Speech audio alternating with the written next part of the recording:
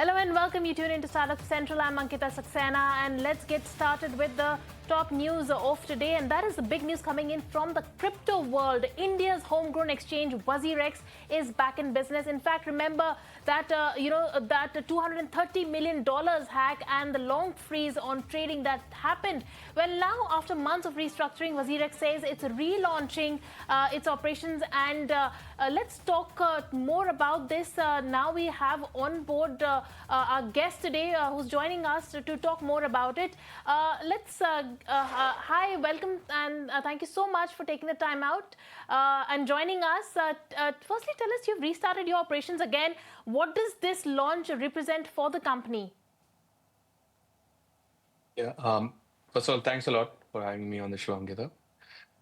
We just restarted a few days ago on the 24th, and what we're doing right now is because the restart is happening after several months.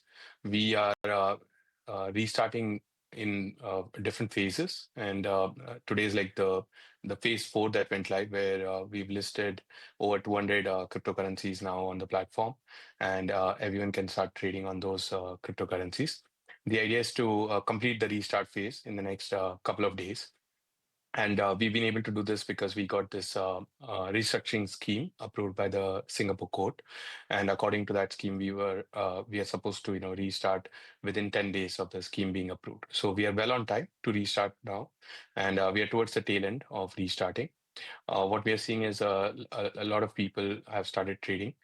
It was, the trading volumes were beyond our expectations on day one, which is a positive thing, and gives us a lot more motivation to continue doing what we're doing. We've also offered like a zero fee trading option right now for people for the next 30 days. There's no trading fees, so that's also driving a lot of volumes right now on the exchange. Right.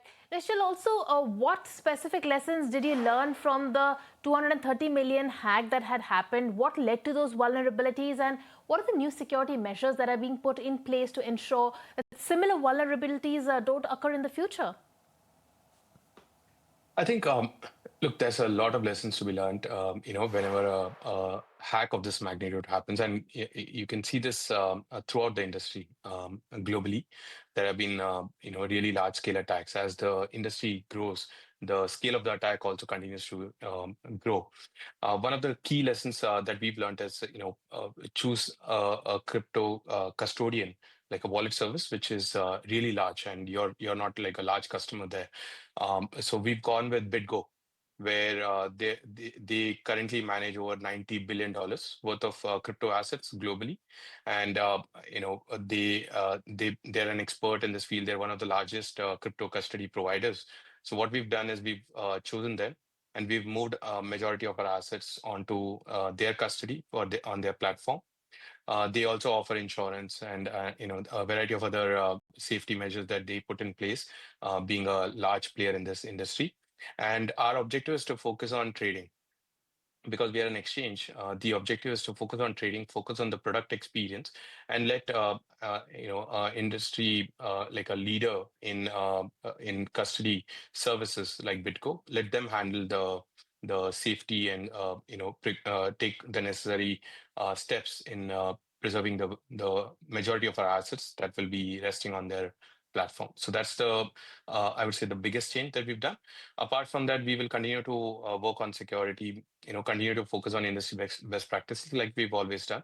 But the custody provider, this is like one major change that I think, will become an industry standard as the industry grows. Because as an exchange, you got like a ton of things to look into.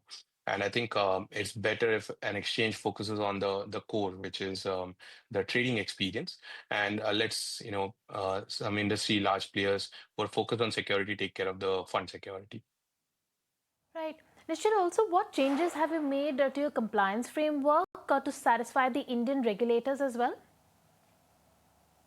So look, from a compliance point of view, Wazirx launched in 2018, And back then, there was no late framework, no framework out there on what an exchange, a crypto exchange should do. Despite that, we were always from day one KYC compliant. We used to ensure that we follow all the KYC policies that a financial institution should follow. And that continued for a few years as an industry also. I think other exchanges also followed through the same process of KYC and trying to be as compliant in the absence of a framework. But in the last few years, with FIU registration coming in, I think there's a far greater clarity on what are the compliance steps that you should take as an entity that's registered with the FIU. And we've been following that even before, ever since the FIU registration came into the picture. We've been following all of the compliance best practices, and we'll continue to do that. That involves KYCs, bank verifications, the travel rules for withdrawal of cryptocurrencies. All of those are they were followed before, and they'll continue to be followed now. Okay. Also, tell us what gave you the confidence that now it is the right time for Wazirx to relaunch operations and make a comeback? Look, I think for us, crypto in general, not just for us, but for the entire world, it's a new sector. And in any new sector, there's always going to be these challenges that will be first. If you look at the banking industry or any industry where there is value, the early days are always filled with thefts and mishaps and learnings, and that's part of building a business like this. And it's not an isolated incident. We've seen such incidents happen globally. The idea was that, what's our mission? We've always focused on our mission. Like me personally, my mission, I always believe, is to contribute to nation building, and that can be done by doing what we are good at. And for us, that's crypto. We believe that India can be a global leader in crypto. And when you think of that mission, while difficulties come along the way, you don't drop your mission. You continue to learn from that and continue to deliver and continue to build. And that's exactly what we're doing. Our team, everyone's motivated that India will be a leader in crypto, and we want to make sure that we contribute whatever little we can, and learn from our mistakes, and get better, get bigger, and open up the markets, let people take their decisions. There are many exchanges out there, and I think there's a lot to be built out. And we are very early in this, the crypto ecosystem. So I think um, while some might choose to just let go when you face difficulties, I think our DNA is all about learning and getting back, and continuing our mission, and that's exactly what we're doing. All right. On that note, Nishal, thank you so much for taking the time out, and wishing you all the best for a comeback as far as Wazirx is concerned. Thank you so much for taking the time out and joining us now.